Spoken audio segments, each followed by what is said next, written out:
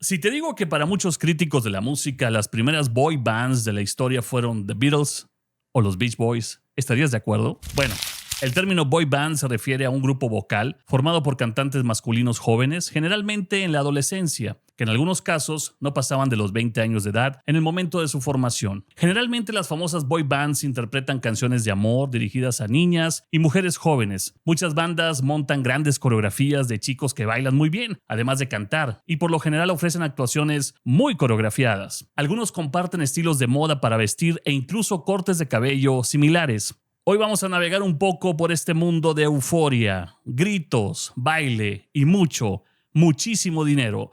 Las famosas boy bands. Bienvenido de Escucha Escucha.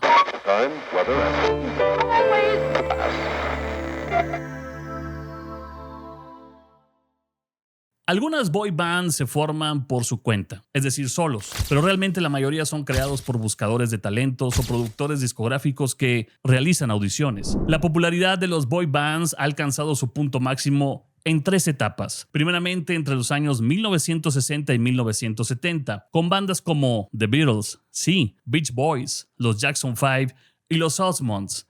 La segunda etapa a finales de los 80 y 90, con grupos como New Kids on the Block, Take That, Backstreet Boys, NSYNC, Five, Westlife, que dominaron las listas de pop mundiales. La última etapa y la más actual inicia en la década del 2010 hasta el presente, con el surgimiento de grupos como One Direction, The Wanted, Big Time Rush y actos del K-pop como Big Bang, Seventeen y BTS. Comenzamos platicando si The Beatles era una boy band.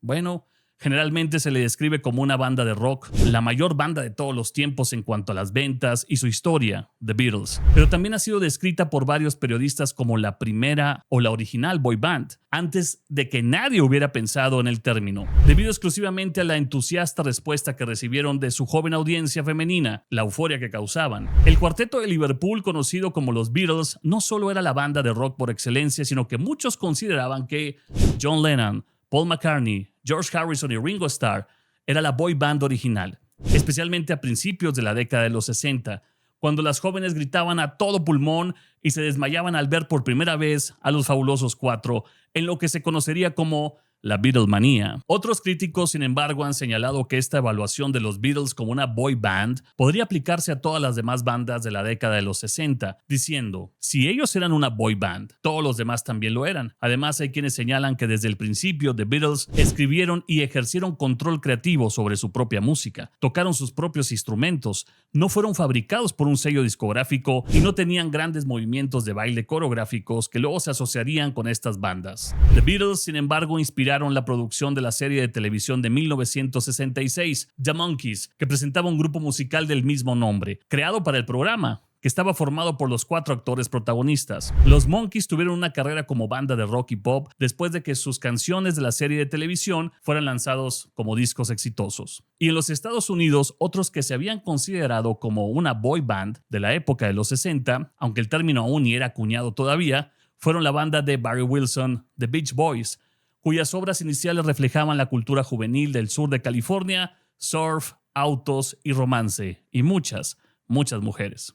El término boy band no se usaba comúnmente en ese entonces. Los primeros predecesores de este formato fueron grupos como los Jackson 5 y los Osmond, que ayudaron a formar la plantilla para las boy bands. Los Jackson 5 era un grupo de hermanos que estableció muchas convenciones musicales que siguen las bandas de chicos.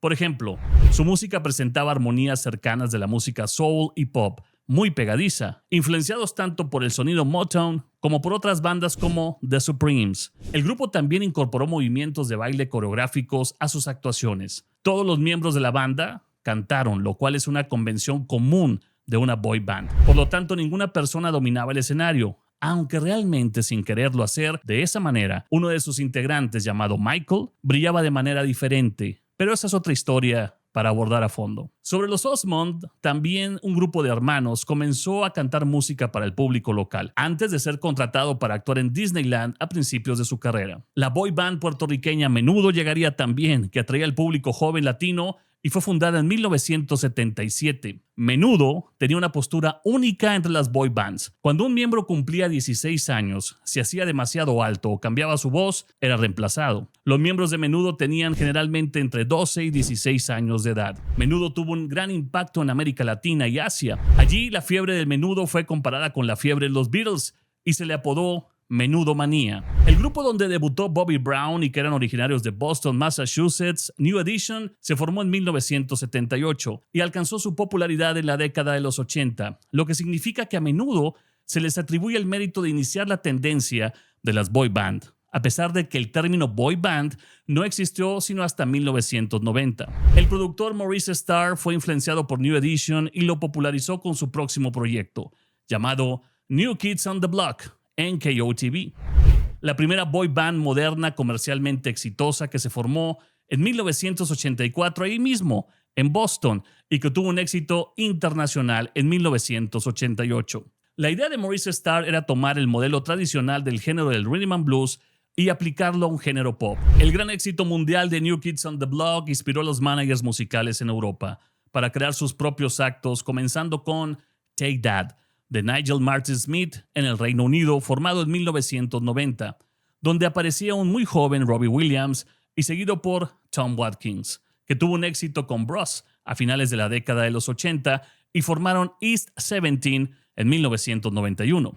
Take That se reformó para el 2006 después de una pausa de una década y se convirtió en uno de los grupos más exitosos de la historia en las listas musicales británicas. Todos estos artistas tuvieron mucho éxito tanto en las listas de sencillos como en discos a nivel nacional y mundial. La prensa musical británica ridiculizó a muchas boy bands por no tener credibilidad artística. Sin embargo, las boy bands continuaron teniendo éxito a finales de la década de los 90, como Five, Another Level, Point Break y Westlife. Durante la década de los 90 en América del Norte y con el éxito continuo de New Kids on the Block y la banda Color Me Badd, las bandas de chicos se convirtieron en un elemento básico continuo en las listas de popularidad de Billboard. Continuando con este éxito a mediados de los 90, las boy bands más destacadas eran afroamericanas y tenían elementos de rhythm and blues y gospel, como los grupos All for One, formado en 1993, o el grupo de Boyz II Men, formado en 1998. Para 1997 llegó el cambio a grupos orientados al pop y se empezaron a conocer artistas como Backstreet Boys,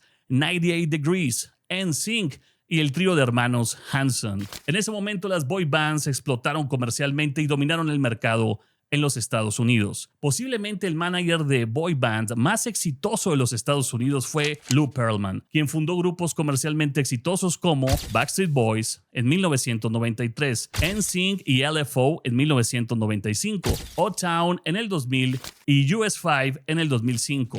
Backstreet Boys y NSYNC se convirtieron en las dos boy bands más importantes desde finales de la década de los 90 hasta el principio del 2000, y Backstreet Boys se convirtió en la banda de chicos más vendida de la historia, con más de 100 millones de discos vendidos. Ocasionalmente también surgían bandas de jóvenes internacionales como la banda moldava Ozone y Overground. Incluso se formó la boy band cristiana norteamericana Plus One. También disfrutó de un breve éxito notable durante este tiempo. En el apogeo de la popularidad de las boy bands en Norteamérica, MTV creó su propia boy band que era una parodia llamada Together. Al igual que los Monkees en la década de los 60, era un acto fabricado compuesto por actores. Together jugó con la idea de que cada boy band exitosa debe tener 5 tipos de personalidad. Ahí te van. El chico malo, el chico tímido, el joven, el tipo hermano mayor y un corazón palpitante.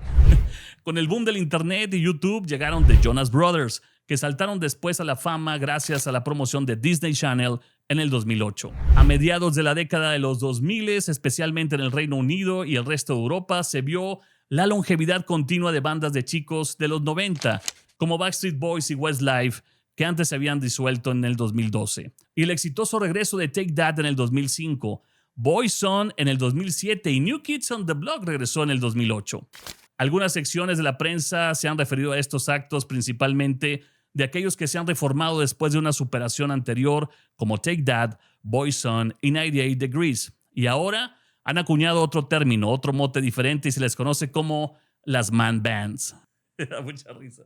Ya están rucos, güey. A principios de la década del 2010 hubo un resurgimiento de la popularidad de las boy bands en países donde la tendencia no se había mantenido, con el surgimiento de nuevas boy bands como Big Time Rush, Wanted y One Direction, y la formación del supergrupo NKOTB, que son más bien New Kids on the Block junto a Backstreet Boys. A One Direction a menudo se le atribuye haber provocado un resurgimiento en la popularidad y el interés de las boy bands, además de ser acreditado por formar parte de una nueva invasión británica en los Estados Unidos. Su gira Where We Are fue la gira más taquillera realizada por un grupo vocal en la historia, y tras el lanzamiento de su cuarto disco, Four, se convirtieron en el único grupo en los 58 años de la historia de los 200 más calientes de Billboard en tener 4 discos debutando en el número 1. Increíble.